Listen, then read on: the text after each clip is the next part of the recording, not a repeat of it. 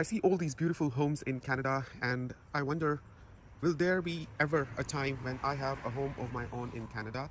Me being a new immigrant in this country, having arrived here just a year and a half back, and the prices of these homes have soared so high up that it's beyond even the ability to imagine for a new immigrant that they would ever get a home. And I'm talking about people like me who come from middle class families with the dreams in their eyes, trying to make it big in the new country, thinking Canada is a land of opportunities and a land that they can call home. But is it possible for a new immigrant to call Canada home without being able to buy a home in it? Like, we're talking about home within a home that's the basic necessity of every human being, whether immigrant or native Canadian. Even the native Canadians are finding it difficult to buy homes in Canada, even though they have been born and raised here. What to talk of the new immigrants? Not talking about the potential difficulties that come in the way of buying a home in Canada. The first and the foremost problem is of mortgage. The interest rates, they are so high that it gets very difficult for a family to manage the payouts month by month that go into paying off the mortgage of a home. You know, the cost is not just of mortgage. Apparently, they say if you've got a, let's say, $700,000 to $800,000 home in Canada, the mortgage could be around $3,600 to $3,700 per month. My calculations could be a little up or down. You have to do your own research. But the point I want to make here is it's not just the mortgage that they have to pay. In addition to the mortgage, they have to pay the property tax, the maintenance, the insurance, and all these other overhead expenses that they have to bear, even in terms of keeping the house fully functional. One machine goes out of order, one boiler goes out of order, anything, insulation, HVAC system, everything requires periodic maintenance and repairs. So all this makes it very difficult for people to buy a home in Canada. Even though there's some light at the end of the tunnel that it helps people save money, the same money that is wasted in rents, at least the homeowners are able to build equity with it. But the question is, when so much of the mortgage goes into just the interest on top of the loan and very little toward the build-up of equity, especially in the initial few years, then the point of buying a home with the perspective of building equity and building some net worth loses substance. I was watching a video the other day and a homeowner was sharing his experience, and he was sharing that almost 65% of the mortgage that he pays every month goes towards the payment of the interest and 35% goes towards the build-up of equity. Now that turns me off when I think about buying a home. And it goes like, for the initial few years, most of the payment that you make goes toward the interest, and in the subsequent years goes the other way around, meaning the bulk of the payment goes toward the buildup of equity. But talking about the initial few years for the first home buyers, especially those who have less down payment to make, you can have just 5% down payment and you could buy a home, you could get a loan and all that. But with the 5% comes a very big insurance charges as well, because with people who have such low down payments, there is more insurance premium to be paid because of the high level of risk the banks are assuming by giving them loans. So it goes like, in the case of a default, even if a homeowner is not able to pay, the insurance will take care of the payment towards the bank.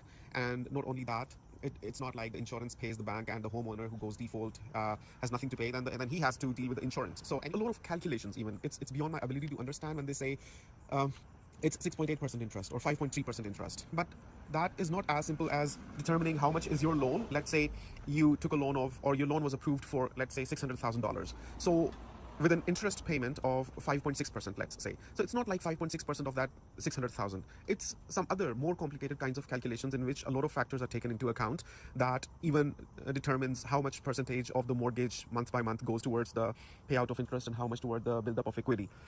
So the calculation is pretty difficult. It's not as simple as 5.6% of the total loan amount.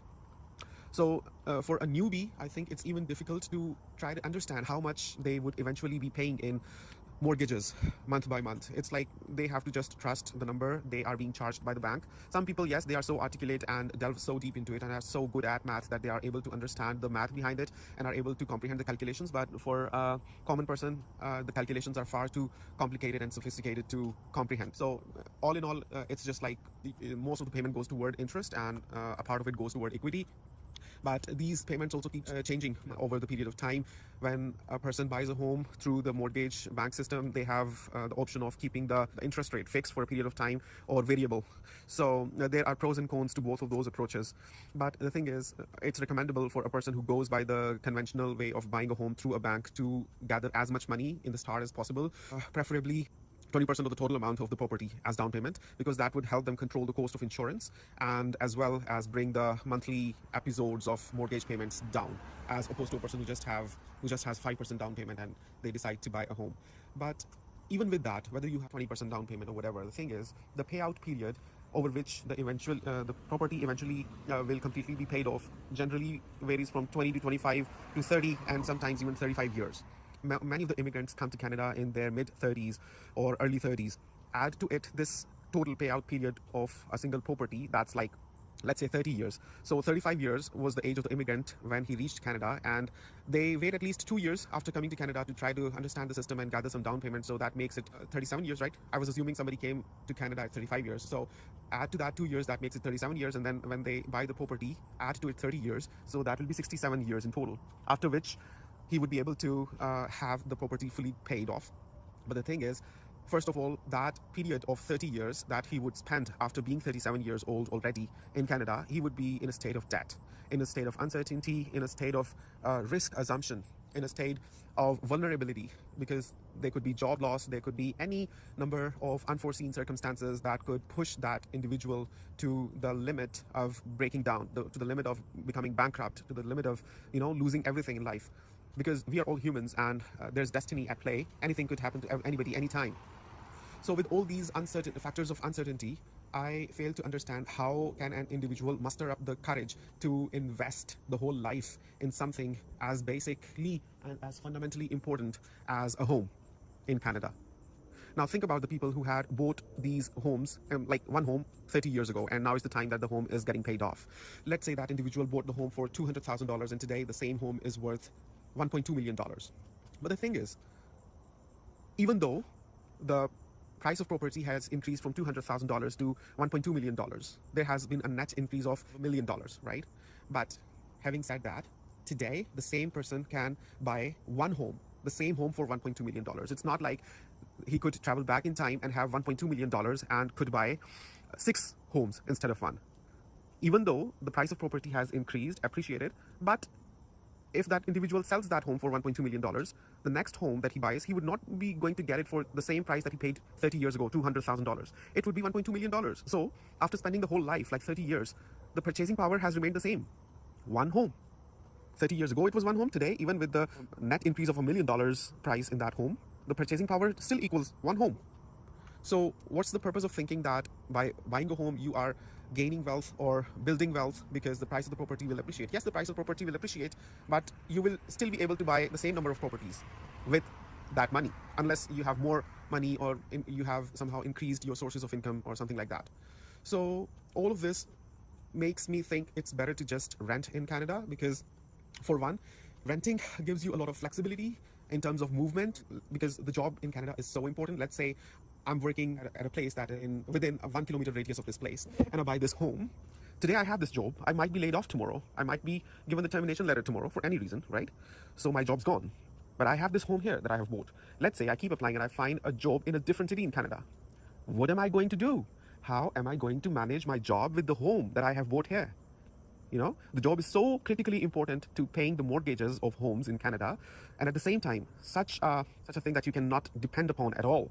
So how are you going to pay for that property if you do not find a job within that vicinity or within the time that you need to make the payments? So all of these things brew a lot of suspicion into me, and they make me think it's just better to keep renting, because no matter how high the rents have gone in Canada, the rental payment that you make per month is still going to be at least $1,500 to $2,000 lesser than the mortgage payment you would be going to make for the same home. That's one point. Secondly, renting gives you the flexibility to move anywhere in Canada. Today you're here, tomorrow you find a better opportunity, you go somewhere else and you could start living there, you could start working there. So, and thirdly, are not in a state of debt all your life. Yes, I understand you also do not get to build a home in Canada that way, but how long are we going to live? Somehow this idea of spending my whole life with this goal in front of me that I have to pay for this home and I have to one day call this home fully paid off and mine does not excite me enough to buy a home. Let me know, what are your thoughts on this topic? What do you think, whether it makes more sense to buy a home, rent a home in Canada in the present scenario when the prices of homes have gone so high up? Looking forward to reading your comments, and subscribe to my channel. Until next time, have a nice day and take care. Bye.